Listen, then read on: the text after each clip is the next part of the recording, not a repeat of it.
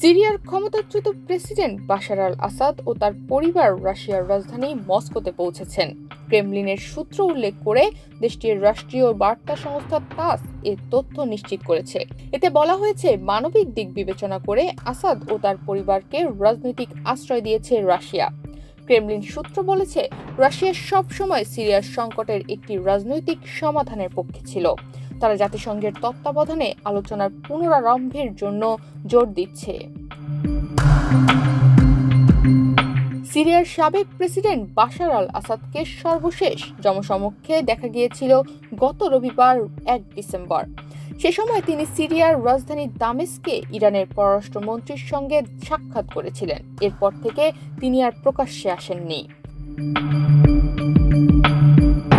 এদিকে বার্তা সংস্থা রয়টার্স জানিয়েছে, আসাদ রবিবার ভোরে দামেস্ক বিমানবন্দর থেকে সিরিয়ান এয়ারের একটি বিমানে চড়েছিলেন। ইলিউশন IL-76T নামে একটি কার্গো বিমানে করেই স্থানীয় সময় রাত 3:59 বিমানবন্দর থেকে অজানা গন্তব্যে উড়ে গেছে সেই উড়োজাহাজটি। ফ্লাইট রাইডার 24 এর তথ্য অনুযায়ী ওই বিমানটি প্রথমে দামেস্ক থেকে পূর্ব দিকে উড়ে গিয়ে উত্তর পশ্চিম দিকে ভূমধ্যসাগরের উপকূলের দিকে যায়। এ সময় বিমানটি মাটি থেকে 20,000 ফুট উচ্চতায় অবস্থান করছিল।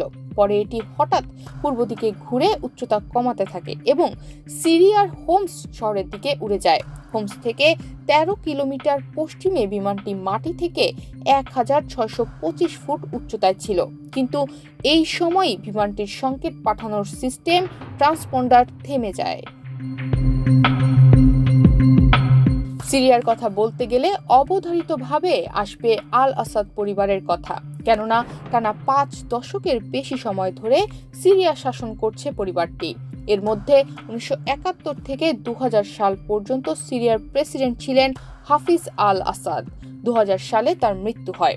এরপর ওই বছরই ক্ষমতায় অধিষ্ঠিত হন তার ছেলে বাশার আল আসাদ। টানা 2 যুগ ধরে তিনি প্রেসিডেন্ট পদে ছিলেন। এই গৃহযুদ্ধ শুরু হয়েছিল বাশার আল আসাদের শাসন কাঠামোর বিরুদ্ধে, বিশেষ করে দেশের বেকার তরুণদের প্রতিবাদ ও বিক্ষোভ থেকে।